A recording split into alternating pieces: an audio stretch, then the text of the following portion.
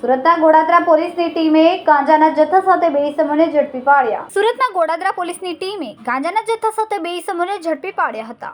પોલીસે 2 kilo ગાંજો, moped, 2 mobile phone મળીને કુલ 75,000નો મુદ્દામાલ જપ્ત કર્યો અને આ મામલે કાયદેસરની કાર્યવાહી હાથ ધરી.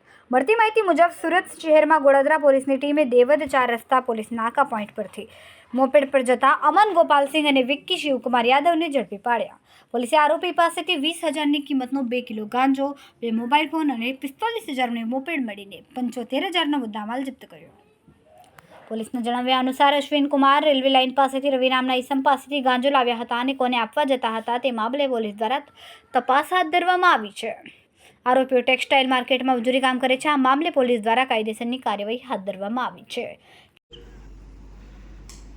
ગોડાદરા પોલીસ સ્ટેશનના પીઆઈ શ્રી આચાર્ય અને એમના સ્ટાફને એક બાતમી મળેલી કે એક 2 ઈસમો છે એ પોતાના મોટરસાઇકલ ઉપર ગેરકાયદેસર ગાંજો લઈને નીકળવાના છે. જે સંદર્ભે તેઓએ દેવદ ચોકી પાસે વોચ રાખી અને માણસો ગોઠવેલા.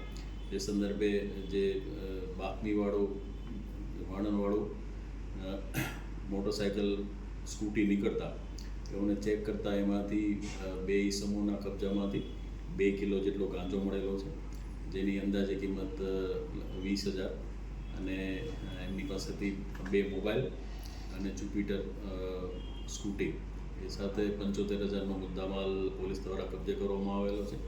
અને આ જે બંને ઈસમો છે એ વિક્કી યાદવ અને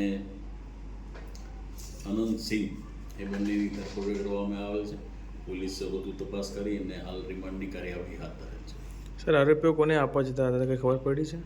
આરોપી એ હજી આ તપાસ પોલીસ કરી રહી છે. રિમાન્ડ દરમિયાન ખ્યાલ આવશે કે આરોપી એકચ્યુઅલ કઈ બાજુ ને કોને આપવા માટે લઈ જતા હતા. જે એમનો જે એમને મેળવેલો એ અશ્વિની કુમાર પટેલની જે રેલવે લાઇન છે ત્યાંથી રવિ નામના એક ઈસમ પાસેથી આ મુદ્દામાલ મેળવેલાનો હોવાનો હાલ હકીકત એવો પાસેથી જણાવ્યું. સર, ઝડપાયેલા આરોપી વિરુદ્ધ કોઈ ગુનાહિત ઇતિહાસ છે કે નહીં, એની તપાસ થઈ? શું કહો છો? આરોપીનો કોઈ ગુનાહિત ઇતિહાસ નથી. પોતે બંને ટેક્સટાઇલ માર્કેટમાં મજૂરીનું કામ કરી રહેલાનું જણાવેલ છે. કેમેરામેન સેનિલ વિરાણી સાથે વિશાલ છેટા, માનવ પ્રભા ન્યૂઝ, સુરત. અમારા વિડીયોની નવી અપડેટ મેળવવા માટે સબસ્ક્રાઇબ કરો માનવ પ્રભા ન્યૂઝ ચેનલને.